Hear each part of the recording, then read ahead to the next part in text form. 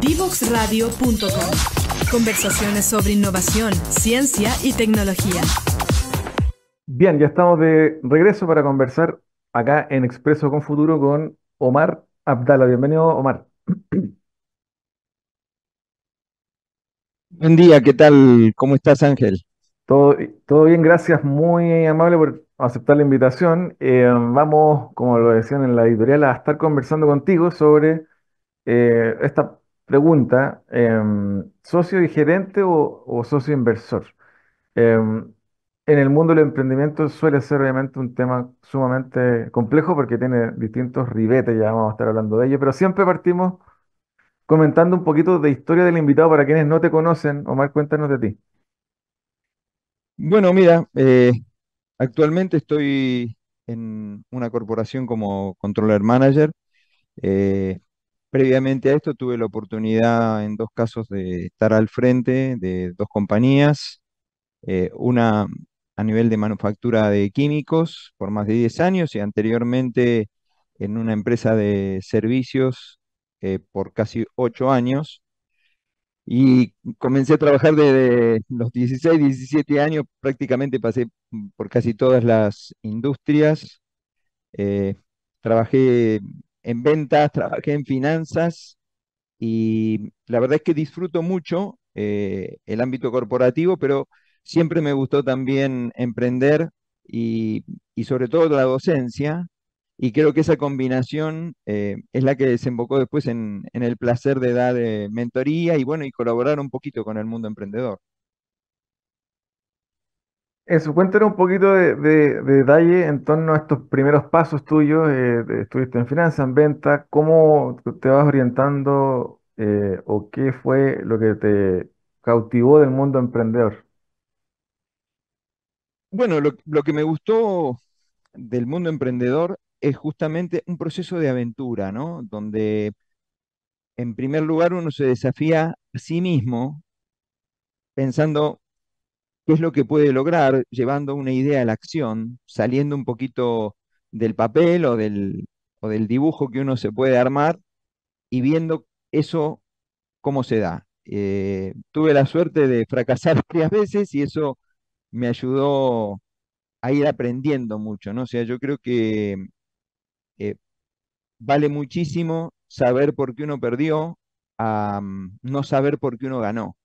Cuando uno no sabe por qué gana, la posibilidad de mantener eh, el éxito o la ganancia es efímero, digamos, porque uno se encuentra un poquito perdido, por ahí puede ser un golpe de suerte, un tema de mercado, no lo tiene tan claro, pero cuando uno sabe por qué perdió o por qué no resultó algo, va teniendo realmente un cúmulo de aprendizaje que en la medida que puede ir, por supuesto, dosificando ese proceso y midiendo, digamos, la posibilidad de perder, es muy bueno, es muy positivo. Y bueno, así fue como comencé.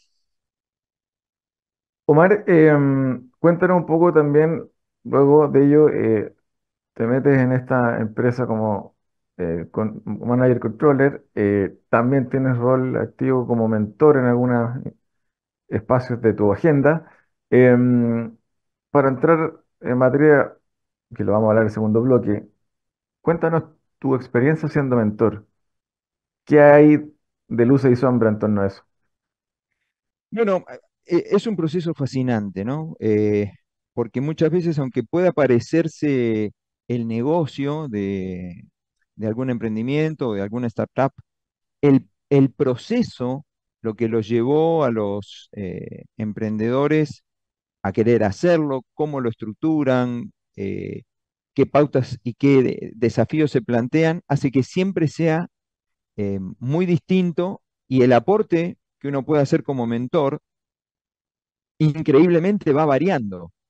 Es decir, uno muchas veces se puede planificar, bueno, vamos a trabajar la propuesta de valor, vamos a trabajar los principales puntos, digamos, de canales, canales comerciales, etcétera, porque muchas veces eso viene dado por los mismos mentís.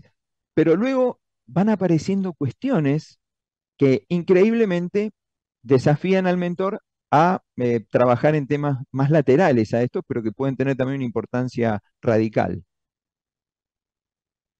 Eso, cuéntanos cuáles son esos elementos que hay que tener en consideración, cuál es la métrica, cuál es la herramienta que usas para hacer mentoría, qué es lo que hay que tener en consideración a la hora de hacer mentoría, qué tiene que tener en consideración un emprendedor al elegir un mentor. Bueno, es muy buen punto ese. Yo creo que una de de las principales cosas que tiene que tener claro alguien que quiere emprender es primero mirarse a sí mismo y tener claras las expectativas, ¿no? Es decir, ¿por qué quiero emprender? ¿Qué estoy esperando de mi emprendimiento? Tener una visión amplia, no solo por sí mismo, sino en el espacio de tiempo. Es decir, el, el- el emprendedor tiene que tenerse paciencia, tiene que entender de que va a tropezar muchas más veces hasta alcanzar probablemente eh, la, la meta o alguna de las metas que se proponga, y esa capacidad de tropezar y levantarse una y otra vez, y muchas veces de hacer un trabajo hormiga, y que no tiene toda la luz y que no tiene todo el glamour, pero que resulta ser muy necesario para que luego tenga éxito, es fundamental. Y entonces, ¿qué tiene que tener en cuenta? Tiene que hacerse un, digamos, un pequeño análisis a sí mismo, podríamos decir un FODA, un análisis de fortalezas, oportunidades, debilidades, y entender que si el plano en general está más en lo comercial, en organizarse administrativamente, si va a emprender solo, si va a emprender con más de una persona, si ya tiene elegido eh, un tipo societario, por ejemplo, y sobre todo hay cosas que son más difíciles de modificar con con el paso del tiempo, ¿no? Estas son las cuestiones muy importantes que tiene que tener en cuenta. Un tipo societario, en la medida que yo me junto con socios, es mucho más complicado desandar el camino.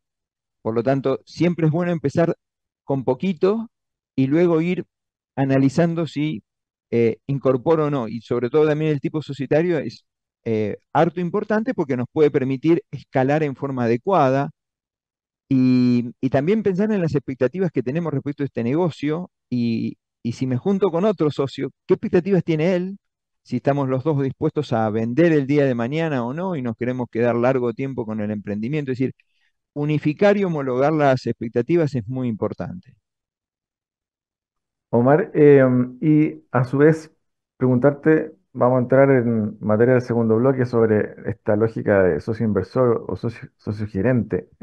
Sí, sí. ¿Cuáles son, a tu juicio, las capacidades, las habilidades que tiene que tener un emprendedor para fundar una empresa? Mira, lo que tiene que tener básicamente es una mirada y una capacidad de observación importante porque se tiene que enamorar de los problemas. Eh, Más allá de que puede muchas veces surgir alguna solución o alguna idea que cree que constituye una solución, donde debe persistir permanentemente es en el problema o en los problemas que puede encontrar y profundizar una y otra vez en eso porque le va a dar eh, mucha más solidez al emprendimiento que quiera hacer. Muchas veces en las mentorías ocurre esto donde rápidamente algún mentí vio una solución y quizás no profundizó demasiado en el problema, lo que, digamos, lo inhibió de hacerlo un poquito más ancho ese emprendimiento.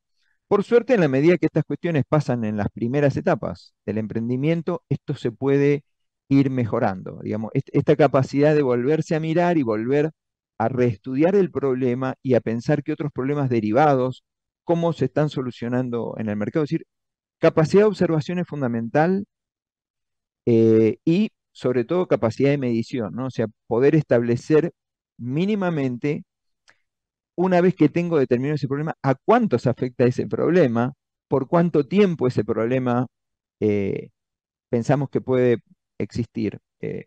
Hay desarrollos que pensaron, por ejemplo, hablando solamente de algún ejemplo, ¿no? Alguien una vez pensó en que tener discos de video era algo fantástico porque iba a solucionar un problema El asunto es que fue un problema de muy corto lapso, porque el avance tecnológico hizo que prácticamente el disco de video durara nada.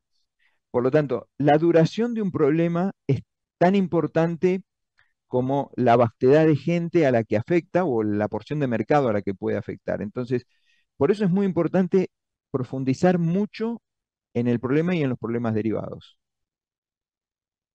En, en- en ese sentido, interesante preguntarte también por el lado de un inversionista, una persona natural que nos esté escuchando hoy, que tiene líquido, tiene patrimonio y le gustaría entrar al mundo de la inversión de riesgo.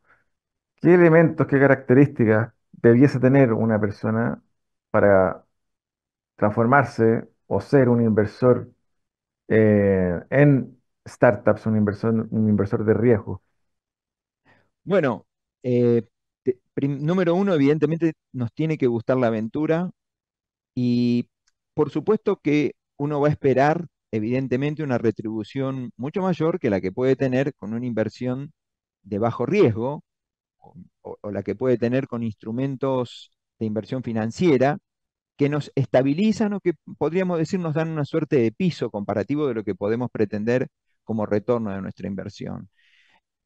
Por lo tanto, si una persona es muy aversa al riesgo, evidentemente que te diría que tendría que buscar más en el mercado o de las acciones o de los bonos o de los fondos comunes de inversión y yéndonos un poco más al extremo casi de un depósito a plazo. Por lo tanto, este espíritu aventurero, este espíritu, digamos, de ser parte del mundo entrepreneur y de desarrollo de empresa, eh, debe existir, digamos, en el ánimo de todo inversor, porque va a tener situaciones donde probablemente pasen curvas down y curvas up, digamos, en el proyecto, donde también es factible que se modifiquen los plazos y donde los plazos primarios tengan modificaciones y esto es parte un poco de lo que puede ocurrir, pero ser parte pionera o inclusive de las etapas tempranas es realmente una emoción muy difícil de transferir en los inversores cuando ven crecer luego y decir, bueno, yo fui parte de ese proceso, yo confié. em, creo que es inigualable esa sensación. Entonces, si no solamente tienen ganas de ganar dinero, sino que están dispuestos a disfrutar de ese proceso de aventura, eh, diría que es el perfil. Y lo último, antes de irnos a la siguiente pausa, Omar, preguntarte a tu juicio las variables del ecosistema de emprendimiento, innovación, inversión, deal flow de emprendedores, desarrollo tecnológico, oportunidades de negocio para lo que viene. ¿Cómo ves que el ecosistema chileno de emprendimiento e innovación está hoy a nivel de madurez comparado tal vez con otros lugares? Bueno, Chile lo está haciendo muy bien porque, de hecho, venimos nosotros con un crecimiento muy potente.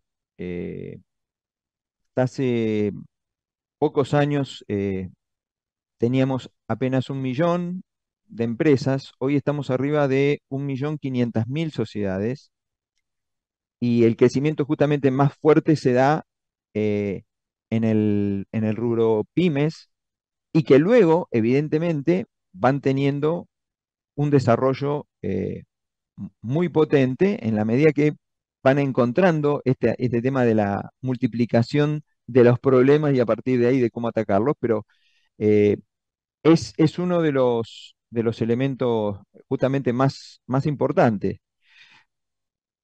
El, el otro punto eh, es que ha habido mucho apoyo y sobre todo las universidades aquí han dado un paso fundamental.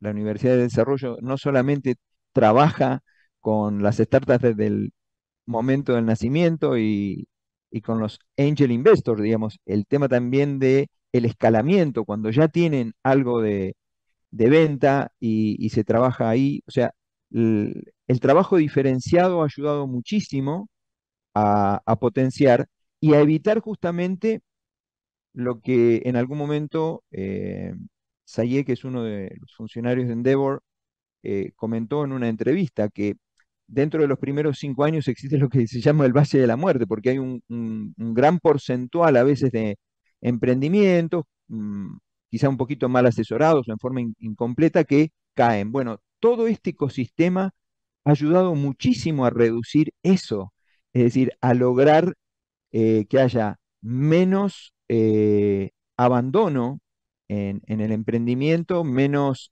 deserción y a largo plazo te diría eh, mucho mayor éxito. De hecho, empresas, digamos, que hoy son importantes internacionalmente, es parte del fruto de este ecosistema chileno que creo que es muy positivo, no solo en la parte de, digamos, de lo que es fintech, sino también en lo que es retail, para no dar algunas marcas específicas, digamos, pero que han surgido en los últimos años y que habla de una explosión, o sea, se han hecho muy bien las cosas comparando con el año, qué sé yo, del 2000 al 2010, ¿no?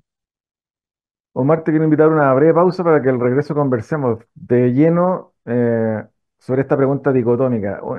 Bueno, tener un inversionista socio o un socio directivo, un socio gerente que nos ayude a ejecutar el negocio.